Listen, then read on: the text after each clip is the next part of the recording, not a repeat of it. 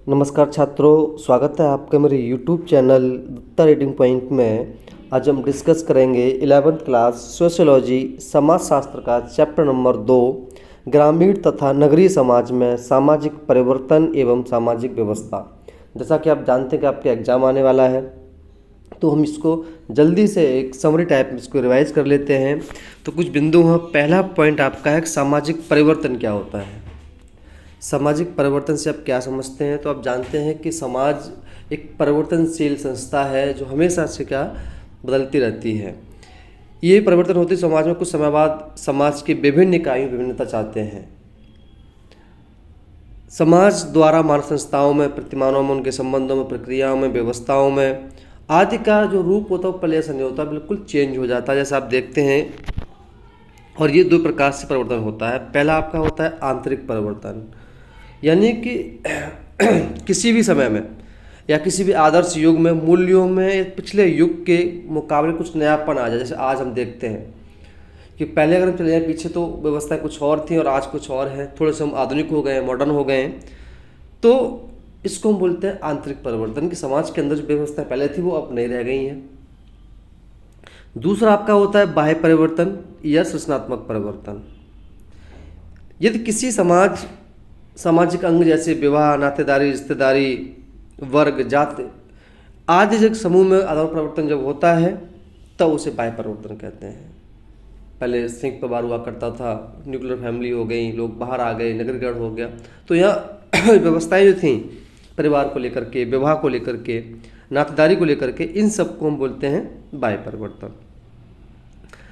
सामाजिक परिवर्तन की प्रक्रिया के स्वरूप कौन कौन से होते हैं? उद्विकास, यानी कि परिवर्तन धीरे धीरे सरल से जटिल की ओर चलता है तो उसे हम उद्विकास कहते हैं।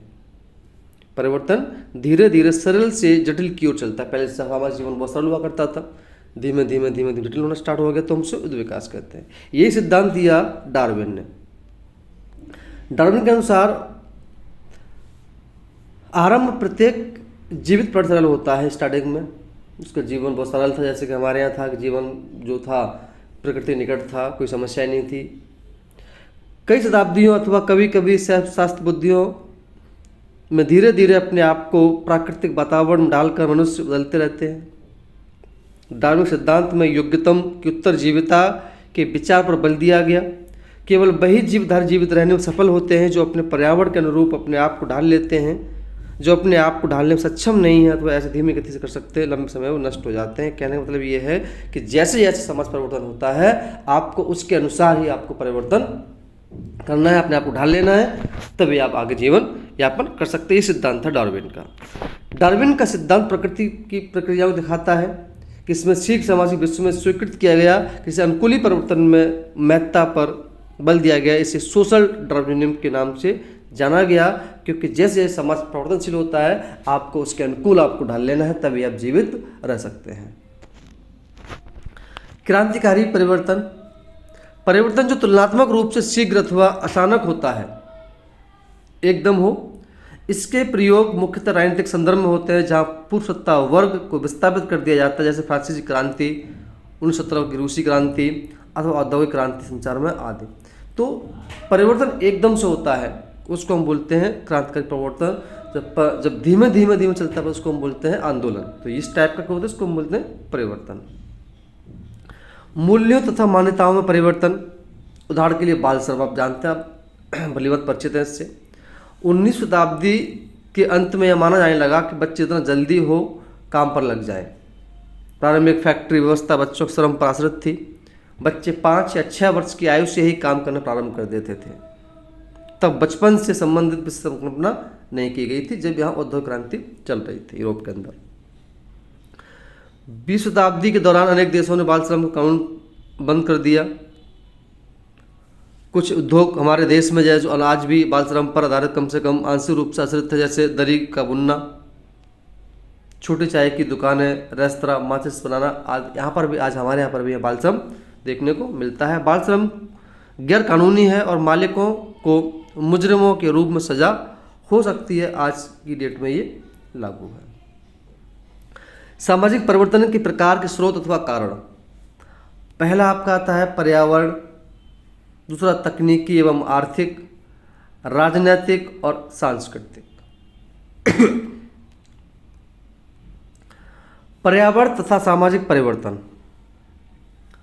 पर्यावरण सामाजिक परिवर्तन में लाने में एक प्रभावकारी कारक होता है और भौतिक पर्यावरण सामाजिक परिवर्तन को एक गति देता है। मनुष्य प्रकृति के प्रभावों को रोकने अथवा झेलने में अक्षम था।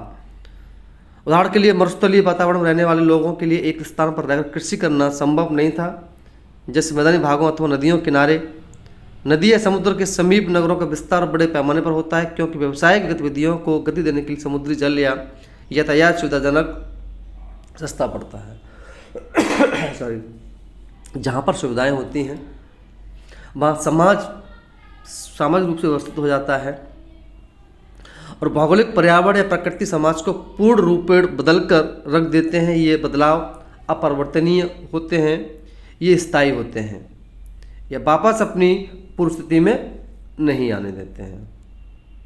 जैसे प्राकृतिक आपदाएं, जैसे भूकंप, बाढ़, तूफान, सूखा, अकाल, ये जो महामारी जो है ये पूरी स्थिति को बदल देते हैं। तकनीकी अर्थव्यवस्था और सामाजिक परिवर्तन। भौतिक उद्देश्यों की पूर्ति के लिए व्यक्ति जिस उन्नत प्रवृत्ति का प्रयोग करते हैं उसे प्रौद्योगिकी कहते हैं। जैसे बल्ब, पहिया, जो हम कह सकते हैं आविष्कार जो हुए हैं उनको। तो ये अर्थव्यवस्था में भारी बदलाव लाते हैं और समाज में परिवर्तन लाते हैं। तकनीकी क्रांति से औद्योगिकरण, नगरीकरण, उदारीकरण जैसे क्षेत्रों को बढ़ावा मिला। प्रौद्योगिकी आई, ब्रिटेन में कपड़ा उद्योग, नवीन सूती कातने बुनने की मशीन, भारतीय उपमहाद्वीपों से हथकरघा को नष्ट कर दिया गया। पूरी दुनिया में सबसे व्यापक रूप से उच्च स्तरीय था। कई बार आर्थिक व्यवस्था में होने वाले परिवर्तन जो प्रत्यक्ष तकनीक नहीं होते भी समाज को बदल सकते हैं। उदाहरण रोपण कृषि हो गया, जहाँ बड़े पैमाने पर नकदी फसलें जैसे गन्ना, चाय, कपास की खेती की जाती थी। ये श्रम के लिए भारी मांग उत्पन्न कर दी। और राजनीतिक और सामाजिक परिवर्तन। राजनीतिक शक्ति ही सामाजिक परिवर्तन का एक कारण है। विश्व के इतिहास में ऐसे अनेक उदाहरण हैं जब कोई दूसरे देश से उस युद्ध में विजयी होता था तो उसका पहला काम वहाँ की सामाजिक व्यवस्था को दुरुस्त करना होता था। अपने शासनकाल के दौरान अमेरिकी ने जापान में पूर्ण सुधार और औद्योगिक विकास के साथ साथ अनेक परिवर्तन किए। उदाहरण के लिए आप देख सकते हैं भारत का ब्रिटिश शासन को बदल डालना एक निर्णायक सामाजिक परिवर्तन था। 2006 में नेपाल जनता ने नेपाल राजनीतिक शासन व्यवस्था को ठुकरा दिया। सार्वभौमिक मधेश मताधिकार 18 साल तक के व्यक्ति को दिया गया। सांस्कृतिक सामाजिक परिवर्तन।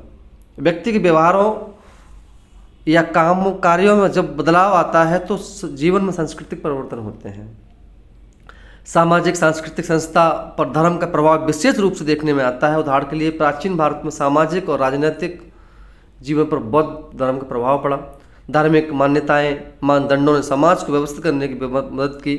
बिल्कुल आश्चर्य नहीं है कि इस मान्यताओं में परिवर्तन को समाज बदलने में मदद की है। समाज में महिलाओं की स्थिति सांस्कृतिक उदाहरण के रूप में देखा जा सकता है। जैसे द्वितीय विश्व युद्ध के समय पश्चात देशों में महिलाओं ने कारखानों में काम करना प्रारंभ कर दिया, जो पहले कभी नहीं हुआ। महिलाएं जहाज बना सकती थी, भारी मशीन चला सकती थी, हथियार आदि का निर्माण कर सकती थी। द्वैत संस्कृति प्रचलित सामाजिक मानदंडों का विरोध अथवा अस्वीकृति है। उदाहरण के लिए युवा असंतोष, इन विरोधों के विषय वस्तु बाल वस्त्रों का फैशन आदि हो सकते हैं। अब बात करते हैं सामाजिक व्यवस्था की।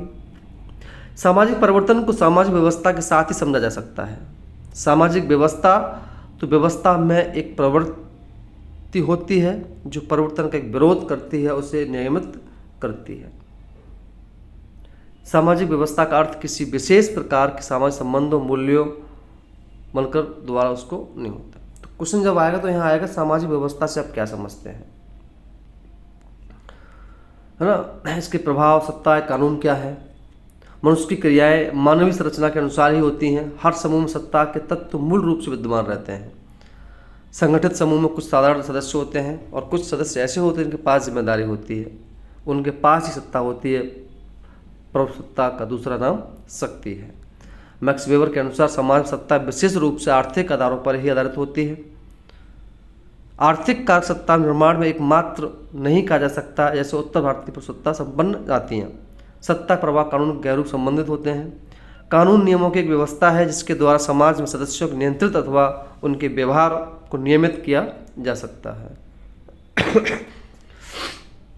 सत्ता के प्रकार हो सकते हैं: परंपरात्मक सत्ता, कानूनी सत्ता, कर्ममयी सत्ता, धार्मिक गुरुओं को प्राप्त करना। जो परंपरा से प्राप्त होती है उसे परंपरा सत्ता बोलते हैं, जो कानून से प्राप्त होती है उसे कर्म सत्ता बोलते हैं। कर्ममयी सत्ता पीर, जादूगर, कलाकार, धार्मिक गुरुओं से प्राप्त होती है उसको हम बोलते हैं कर्ममयी सत्ता के नाम से जाना जाता है। अपराध हिंसा, अपराध वह कार्य होता है जो समाज में चल रहे प्रतिमानों अथवा आदर्शों के विरुद्ध किया जाए। अपराधी वह व्यक्ति होता है जो समाज द्वारा स्थापित नियमों के विरुद्ध कार्य करता है। जैसे गांधी जी के नमक कानून तोड़ना ब्रिटिश सरकार की नज़र में अपराध था। अपराध समाज में विघटन हो जाता है क्योंकि अपराध समाज और सामाजिक व्यवस्था के विरुद्ध किया गया कार्य होता है। अपराध को आप अच्छे से जानते हैं। ग्रामीण और नगरीय क्षेत्रों में सामाजिक परिवर्तन, युवा वर्ग में बढ़ते अपराध की हिंसा कारण कई हैं: बढ़ती हुई महंगाई, बेरोजगारी, बदले की भावना, फिल्मों का प्रभाव, नशा, लोगों में भय पैदा करना। ये सब जो है गांव, कस्बों, नगरों में सामाजिक व्यवस्था परिवर्तन किस तरह से है। जिस भौगोलिक क्षेत्र में जीवन कृषि आधारित होता है, जहाँ प्राथमिक संबंधों का भरमार होती है, यहाँ कम जनसंख्या के साथ रलता होती है, उसे हम गाँव कहते हैं। और कस्बा जो होता है, कस्बे को नगर का छोटा रूप कहा जाता है, जो ग्रामीण क्षेत्र से बड़ा परंतु नगर से छोटा होता है। वहीं नगर व भौगोलिक क्षेत्र होता है जहाँ लोग कृषि के स्थान पर अनेक प्रकार के कार्य करते हैं, द्वितीय क्रियाओं से संबंधित होता है उनका, और अधिक जनसंख्या में साथ जटिल संबंध भी पाए जाते हैं। नगरीकरण एक ऐसी प्रक्रिया है जिसमें जनसंख्या का बड़ा भाग गाँव को छोड़कर नगरों की ओर पलायन कर जाता है, नगरीकरण कहलाता है। आर्थिक प्रत्यक्ष शब्दों में ग्रामीण नगरीय बनावट के दो मुख्य आधार होते हैं। एक आपका होता है जनसंख्या घनत्व और दूसरा कृषि। अब यहाँ दोनों में अंतर समझ लेते हैं। क्या अंतर है ग्रामीण क्षेत्र और नगरीय क्षेत्र में? गांव का आकार छोटा होता है, इसका बड़ा होता है। संबंध व्यक्तिगत होते हैं, यहाँ संबंध होते ही नहीं शहर में। सामाजिक संस्थाएं जैसे जाति, धर्म, प्रथाएं आदि प्रभावशाली होती है, लेकिन समाज में, नगर में ऐसा नहीं होता है। समाज परिवर्तन धीमा होता है और शहर में बहुत तेजी से होता है। जनसंख्या घनत्व बहुत कम होता है, शहर में ज़्यादा होता है। मुख्य व्यवसाय कृषि होता है और यहाँ पर व्यवसाय कृषि के अलावा बहुत सारे व्यवसाय होते हैं। तो इस तरह के आप क्वेश्चन ही देखने को वहाँ पर मिलेंगे, तो आप इसको आराम से कर सकते हैं। बाकी क्वेश्चन हम इसको बाद में देख लेते हैं।